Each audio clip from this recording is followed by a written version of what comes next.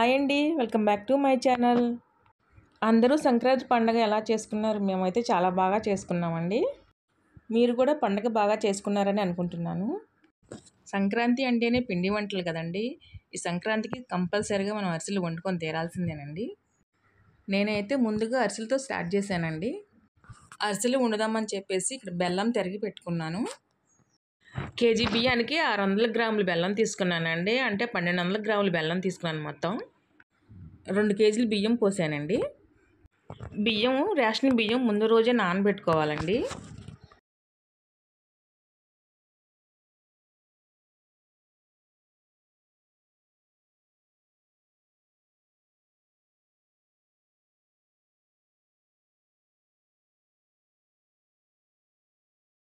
తురిమి పెట్టుకున్న బెల్లాన్ని ఒక గిన్నెలో వేసుకొని కరిగించుకోవాలి.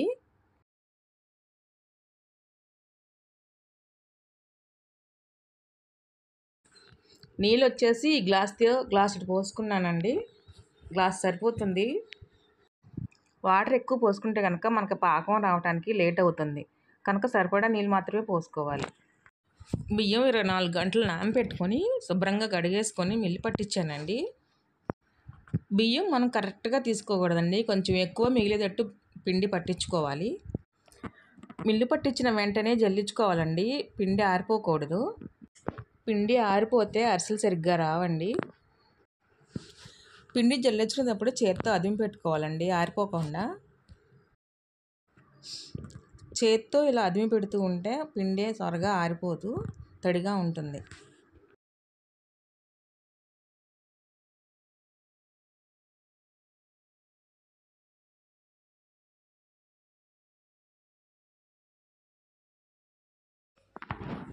బెల్లం కరిగింది కదండి, ఇప్పుడు వడగట్టేసుకోవాలి. ఎందుకంటే దాంట్లో మట్టి, ఇసుక చాలా ఉంటుందన్నమాట. అదంతా రాకుండా ఉండటానికి మనం వడగపోసుకోవాలి.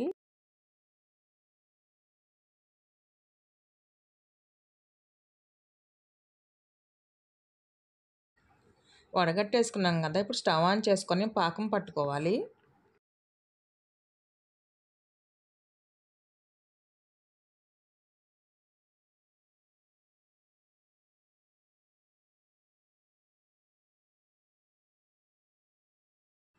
పాకం రెడీ అయ్యే లోపల నువ్వులు వేయించుకోవాలండి.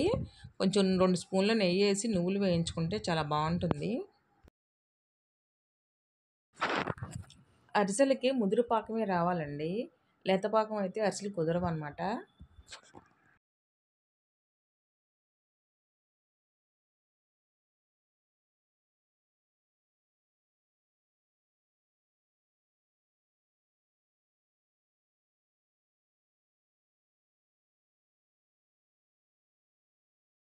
పాకం వచ్చిందో లేదో ఒకసారి నీళ్ళల్లో వేసి చెక్ చేసుకోవాలి. పాకం కరెక్ట్గా వచ్చిందండి. ఇలా వస్తే చాలు, సరిపోతుంది. పాకం నీళ్ళలో వేసినప్పుడు ఇలా ఉండలాగా రావాలండి. అప్పుడు పర్ఫెక్ట్గా వచ్చినట్టు. పాకం రెడీ అయింది కదండి. ఇప్పుడు వేయించుకున్న నువ్వులు వేసేసుకోవాలి. స్టవ్ ఆఫ్ చేసి మనం ఇప్పుడు పిండి కలుపుకోవాలండి. చూసారు కదా, మనకి చలివిడి ఇలా ఉండాలండి.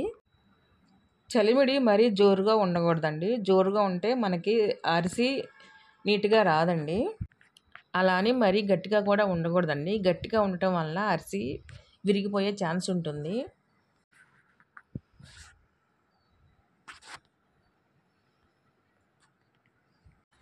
చలిమిడిలో కొంచెం నెయ్యి పోసుకోవాలండి. అది చాలా టేస్ట్గా ఉంటుంది. చేతికి కూడా అంటుకోకుండా స్మూత్గా వస్తుంది. స్టవ్ ఆన్ చేసుకొని బాండీ పెట్టుకొని డీప్ ఫ్రైకి సరిపడా ఆయిల్ పోసుకొని వేడి చేసుకోవాలండి. నూనె హీట్ అయిందో లేదో చెక్ చేసుకోవాలి. చిన్న ఉండ తీసుకొని వేసుకొని అది పైకి వస్తే కనుక మనకి హీట్ అయినట్టు. నూనె హీట్ అయిందండి. ఇప్పుడు మనం పూరీ మేకర్ తీసుకొని చిన్న చిన్న ఉండలు తీసుకొని నువ్వులు అద్దుకొని మనం పూరీ మేకర్లో అరిసెలు ఒత్తుకోవటమేనండి. చేత్తో చేసుకునే పని లేకుండా పూరీ మేకర్లో చేసుకుంటే చాలా నీట్గా కూడా వస్తాయండి, రౌండ్గా. పని కూడా త్వరగా అవుతుందండి, లేట్ అవ్వకుండా.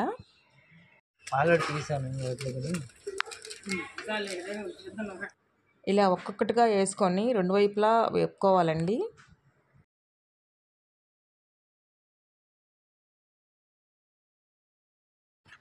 ఒకవైపు కాలిన తర్వాత రెండో వైపుకి టర్న్ చేసుకోవాలి.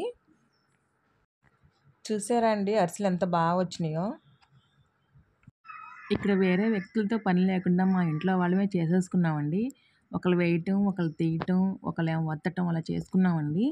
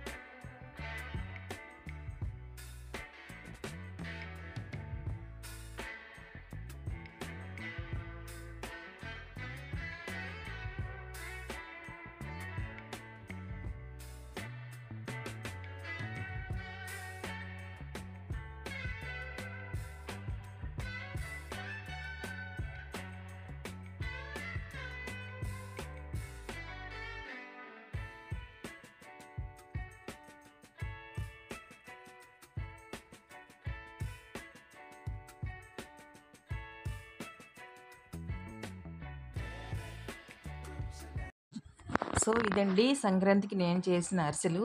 చూసారు కదా ఎంత బాగా వచ్చినాయో. ఇంకా అరిసెలతో పాటు చక్రాలు, గవ్వలు కూడా చేశానండి. ఇంకా ఇవే కాకుండా కజ్జికాయలు కూడా చేశాను. ఈ వీడియో వచ్చేసి సంక్రాంతి రోజండి. ఇంకా పాలు కూడా పొంగిచ్చాను, గారెలు కూడా వేశాను. సంక్రాంతి రోజున మొక్కల పులుసు కూడా చేస్తానండి. ఇంకా నేను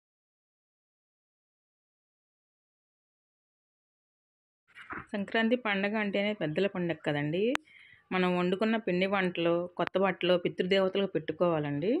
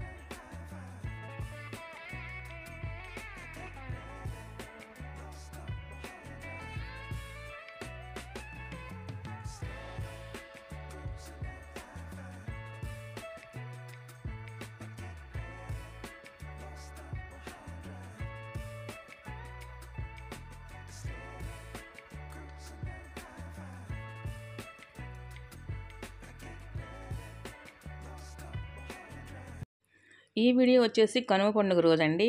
బిర్యానీ చికెన్ కర్రీ చేశానండి. సో ఇదండి సంక్రాంతి పండుగ, కనుమ పండుగ రోజు నేను ఎలా సెలబ్రేట్ చేసుకున్నానో మీ అందరికీ షేర్ చేసుకున్నానండి. ఈ వీడియో మీకు నచ్చిందని అనుకుంటున్నానండి. నచ్చితే లైక్ చేయండి, షేర్ చేయండి, మరి సబ్స్క్రైబ్ చేయండి.